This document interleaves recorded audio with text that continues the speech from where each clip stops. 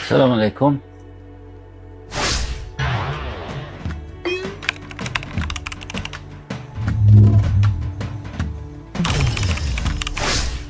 সামরিক বাহিনীর অফিসারদেরকে তো গত 5 মাসের বেশি যারা বঞ্চিত, তাদের তো সেনাপ্রধান বা সশস্ত্র বাহিনী হেডকোয়ার্টার, 3 বাহিনীর হেডকোয়ার্টারই এই বিষয়ে কোনো রকম তারা অগ্রগতি করে নাই, বরঞ্চ অ্যাপ্লিকেশন করেছে সেগুলো গায়েব করে দিয়েছিল, বা এই এই নিয়ে তারা কোনো রকম আপনার প্রগ্রেসই করে নাই।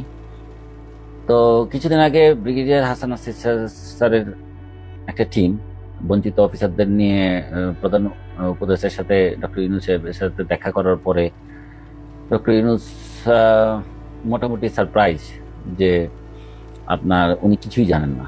এটা সম্বন্ধে বিস্তারিত বলেছিলেন আমাদের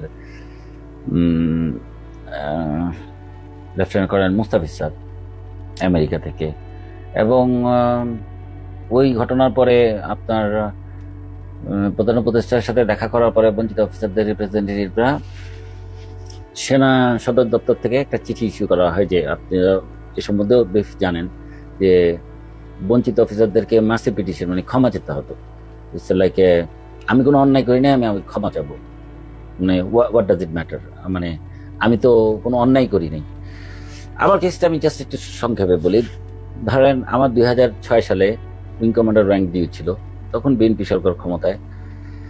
আমি চাইলেই কিন্তু বিএনপি সরকারের ক্ষমতা ব্যবহার করে আমার র্যাঙ্কটা আমি পড়তে পারতাম, কিন্তু আমি দেখলাম যে আমার আমার যে র্যাঙ্কের যে আপনার সিরিয়াল, আমার আগে আরো 2 জন বাকি, হয়তো বা 1 মাস বা ভ্যাকেন্সি হলে তারা র্যাঙ্ক করে ফেলবে।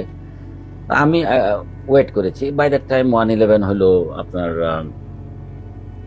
সরকার চেঞ্জ হলো, অনেক ঘটনা ঘটলো। দেখা গেল 111 পরপরই আমার উপর বিভিন্ন রকম আপনার মিলিটারি যেসব থাকে পোস্টিং, এইটা সেটা। আমি 3 বছর অপেক্ষা করেছি। ইভেন হাসিনার আমলেও 2010-এও আমি চাকরি করেছি, আমি আমার প্রফেশনাল কাজ করেছি। এবং একটা সময় গিয়ে আমাকে আপনার সার্ভিস থেকে জানিয়ে দেওয়া হলো যে আমার নেক্সট হায়ার র্যাঙ্ক পসিবল না। তো কোনো কারণ নাই, কিন্তু কারণটা ওরা লাস্টে যখন আমার 24শে ফেব্রুয়ারি 2010-এ আমাকে জানালো যে আমি নাকি ইনক্যাপাবল আপনার এই ধর মানে নেক্সট হায়ার র্যাঙ্কের জন্য, তখন তো আমাদের কোনো সে ছিল না এবং রিটায়ারমেন্ট ডেট দিয়ে দিল। আমিও চলে আসলাম। তো তারপরে তো ইভেন এয়ারলাইনে আপনার এয়ারবাসের ক্যাপ্টেন ছিলাম, তখনও যেহেতু আমি সরকার বিরোধী লেখালেখি, ইভেন বিএনপির সাথে সংশ্লিষ্ট হয়ে গেলাম, তখন দেখা গেল যে আমি কেন এত অ্যাক্টিভ। হ্যাঁ, ডিজিএফএ এনএসআই থেকে বিভিন্ন এয়ারলাইনে চিঠি দিয়ে জানিয়ে দেওয়া হলো যে আমি হচ্ছে গিয়ে ডেঞ্জারাস, বা আমাকে কোনো রকম যেন কেউ চাকরি বা কোনো এয়ারলাইন আমাকে ইনটেক না। তো 2018 সালের পরে আমাকে এয়ারলাইনও বন্ধ করে দেয়। মানে কিভাবে আমাকে প্রফেশনালি ক্ষতিগ্রস্ত করেছিল এই ফ্যাসিস্ট রেজিম। এখন 2024-এর পরিবর্তনের পরে বিভিন্ন জায়গায় সরকারি কর্মকর্তারা যারা বঞ্চিত, তাদের কিন্তু শুধু প্রমোশন না, রিইনস্টেটও হয়ে গেছে। এখন 3 বাহিনী মিলে যুক্তি করেছে যে বঞ্চিত সামরিক বাহিনীর সদস্য, অফিসার বলেন সৈনিক বলেন, তাদেরকে আর রিইনস্টেট করা যাবে না। এটা নাকি সামরিক বাহিনীতে আপনার যায় না। সিদ্ধান্তটা কারা নিল? সিদ্ধান্তটা নিল হলো গিয়ে এই যে হাসিনা লেসপেন্সাররা, যারা এখন হেডকোয়ার্টারে বা বিভিন্ন বড় বড় জায়গায় বা মানে আপনার সামরিক বাহিনীর এইসব সিদ্ধান্ত নিচ্ছে। তারা কারা? হ্যাঁ, তারা সিদ্ধান্ত নিয়েছে আমাদেরকে আর ইউনিফর্ম ব্যাক করানো যাবে না। সুতরাং বাট আমরা ওই যে ডক্টর ইউনূসের কাছে যাওয়ার পরে যখন ব্যাম্বো খাইছে, তখন আপনার ঠিক আছে আমরা অ্যাপ্লিকেশন নিব। এটার একটা স্লো প্রসেস, অ্যাপ্লিকেশন করতে হবে। আমি আমার দরখাস্ততে লিখতে পারবো না যে আমাকে রিইনস্টেট করতে হবে। আরে আমি কেন, আমি লিখলাম, আমি আমার যা হয়েছে আমি তাই লিখবো। এবং আমার 20 বছরের সামরিক বাহিনীর অভিজ্ঞতা, আমি রিইনস্টেট হব না সেটা কি হব, তো military who the hell you are to decide. হ্যাঁ, তো আমার আজকে লাইভে আসার মেইন কারণ হচ্ছে এই প্রসেসটা হয়তো ওরা স্লো করবে, আপনারা যত দেরি করা যায়। যে সিদ্ধান্ত নিবে অফিসারদের ডেকে ডেকে, ডিভাইড অ্যান্ড রুল পলিসি আর কি, যে কারো কারো আসলে এখন বঞ্চিত কিছু সুবিধা দরকার, যেমন তার প্লট দরকার, তার পেনশন দরকার। তো ওরা কি করছে যে এরকম উইক অফিসারদেরকে ডেকে ডেকে ব্রিফ করছে যে তুমি কিন্তু ভাই চাকরি পাবা না, ইউনিফর্ম পাবা না, তুমি এক কাজ করো, একটা দরখাস্ত দাও, ওখানে লেখা লিখবা না যে রিইনস্টেটের কথা, হ্যাঁ, মানে আমাকে পুনরায় চাকরি ফেরত দেওয়ার জন্য, তোমাকে আমরা পেনশন টেনশন সব দিয়ে দিব, এভাবে ডেকে ডেকে। এবং সেই অফিসারটা আবার আমাদেরকে ফোন করছে, স্যার আমাকে কিন্তু আমি ডিজিএনএসআই ডিজিএফআই, দেখেন সেই হাসিনার নোংরামি তলে তলে করতেছে, কিন্তু মানে গ্রুপিং করে ফেলতেছে, ডিভাইড এন্ড রোল করতে, মানে কেউ কাউকে যদি সরাই নিয়ে, হ্যাঁ তখন ডক্টর ইউনূসকে বললো আমরা তো ওনাদেরকে বলেছিলাম, হ্যাঁ এই যে দেখেন এই কয়েকজন অফিসারকে আমরা পেনশন টেনশন সব সুবিধা দিয়ে দিয়েছি। ভাই এরকম আছে, মানে এই ট্র্যাপে পাড়া দেওয়ার মতো যারা খুবই কষ্টে আছে। হ্যাঁ, তো আমাকেও এরকম একটা অফার দিয়েছিল, আমি বলছি thank you very much, I am not going to, আমার যদি ইউনিফর্ম প্রযোজ্য হয় আমি ইউনিফর্ম পরবো, আর আমি পরি না না পরি সেটা আমার ব্যাপার। হ্যাঁ, তো আমাকে যে যে আমি আমি ধরেন 16 বছর যেভাবে আমার উপর দিয়ে, আমার জীবন জীবিকার উপর এরা এই ফ্যাসিস্ট সন্ত্রাস করেছে, আপনারা কি আমার সেই 16 বছর ফিরিয়ে দিতে পারবেন বা 15 বছর ফিরিয়ে দিতে পারবেন? আমার প্রতি বছরের যে আমার যে কষ্ট, আমি এই মানে আপনি আমাকে পেনশন দিলেন, সব সুযোগ সুবিধা প্লট দিবেন, I am not going to do that. আপনাদের এই প্রপোজালে আমি হয়তো আমার রাজি হওয়া সম্ভব না। আমি আমার স্ট্রেইট ডিসিশন জানিয়ে দিছি ওদেরকে। হ্যাঁ, কারণ আপনারা যারা সিদ্ধান্ত নিচ্ছেন আপনারাও কিন্তু সেই হাসিনা লেসপেন্সারদের লোকজন। আমি জেনারেল ওয়াকার স্যার, মানে সেনাপ্রধান, ওনার কার্যক্রমের একটা জাস্ট ছোট্ট একটা উদাহরণ দিচ্ছি।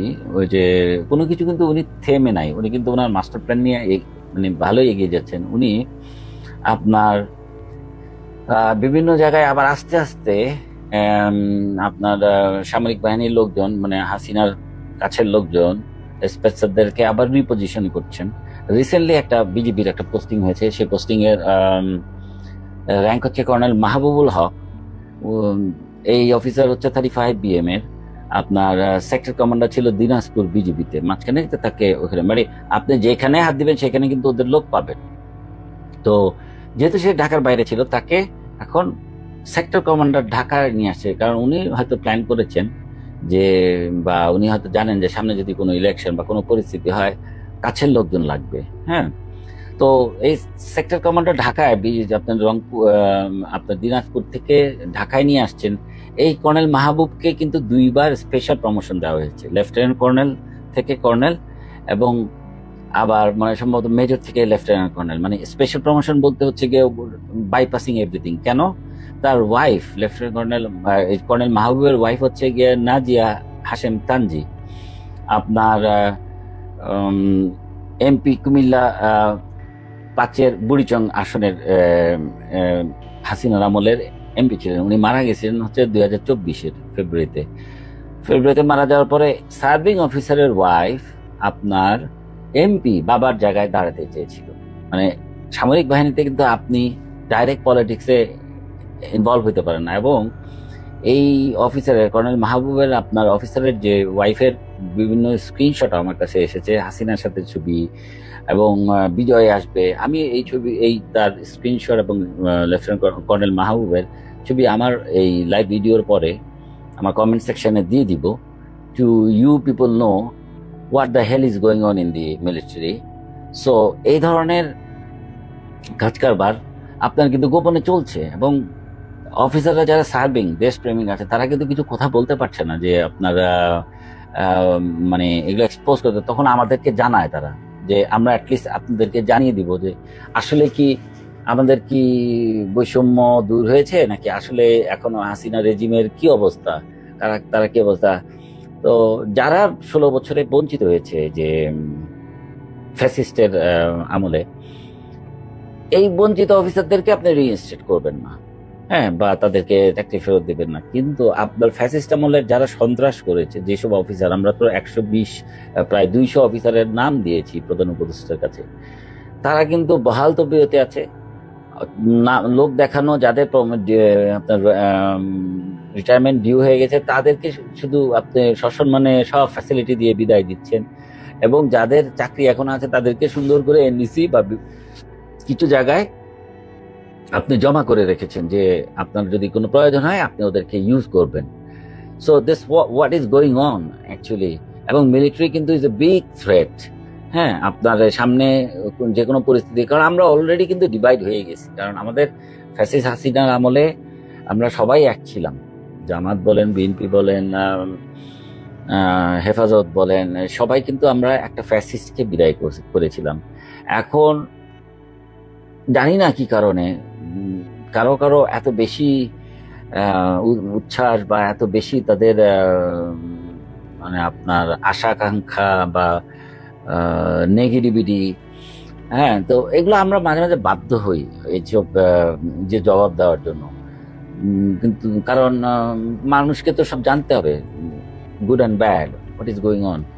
তো এবং আমি আরেকটা জিনিস লক্ষ্য করলাম, আমার দেশ পত্রিকা, আমার কাছে একটা পত্রিকা ছিল যে আমার কাছে মনে হচ্ছিল বাংলাদেশের কথা বলবে এই পত্রিকাটা বা বাংলাদেশেরই আদর্শের ধারক ও বাহক। কিন্তু দেখা গেল কি আমার দেশ খেয়ে না খেয়ে জেনারেল ওয়াকারের মারাত্মক রকমের প্যাট্রোনাইজিং শুরু করছে। জেনারেল ওয়াকার হচ্ছে গিয়া সুপার হিরো।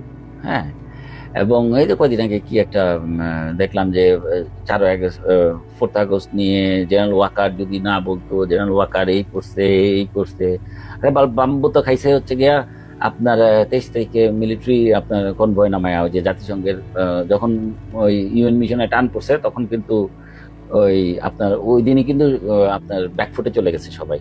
হ্যাঁ, অতি উৎসাহী কিন্তু সবাই নামছিল, আমরা দেখছি কিন্তু। সুতরাং আজ এরা ওই তেল মারার জন্য দরকার নেই, আপনারা ওই আপনাদের নিজস্ব মানে পারপাস সার্ভ আর কি, যে জেনারেল ওয়াকার কাছে আপনাদের কিছু চাওয়া পাওয়া আছে, হয়তো আপনারা মনে করতেছেন জেনারেল ওয়াকারের বদলতে আপনারা হয়তো আবার ক্ষমতায় আসবেন, আপনারা দেশ শাসন করেন, অসুবিধা নেই। কিন্তু কারো তেল মেরে দরকার নেই। পাবলিক আপনাদের যদি ভোট দিয়ে নিয়ে আসে, ইলেকশন যদি হয়, well I will accept it বা উইল অল অ্যাকসেপ্ট ইট। কিন্তু ওই যে ষড়যন্ত্র করে ক্ষমতায় আসার চেষ্টা করেন না কেউ। দেশের অবস্থা কিন্তু খুব একটা ভালো না। ডক্টর ইউনূস সাহেবের ভিতর পুরো সিস্টেমের ভিতরেও অনেক গলত দেখা দিয়েছে, এবং ওই যে মিলিটারি কিন্তু আস্তে আস্তে রিঅর্গানাইজ করতেছে তারা। আমি একটা এক্সাম্পল দিলাম মাত্র। সো আগেও বলছি, এখনো বলতেছি যে অবসরপ্রাপ্ত বা আপনার বঞ্চিত অফিসারদেরকে অবশ্যই রিইনস্টেট করতে হবে। যদি বাংলাদেশ সরকারের যদি অন্য পুলিশ, আপনার সিভিল প্রশাসন বা অন্য কোনো সংস্থা বা অন্য কোনো ব্রাঞ্চ থেকে যদি রিইনস্টেট বা তারা ব্যাক টু দ্য সার্ভিস হতে পারে, সামরিক বাহিনীর অফিসাররা ব্যাক টু দ্য সার্ভিস। কারণ আমরা কিন্তু already in reserve force by constitution. দেশের কোনো ক্রাইসিসে আমরা কিন্তু, আমাদেরকে ডাকলে আমরা কিন্তু যেতে বাধ্য, কিংবা শারীরিক সুস্থতা থাকলে আমার ইচ্ছাও একটা ব্যাপার আছে।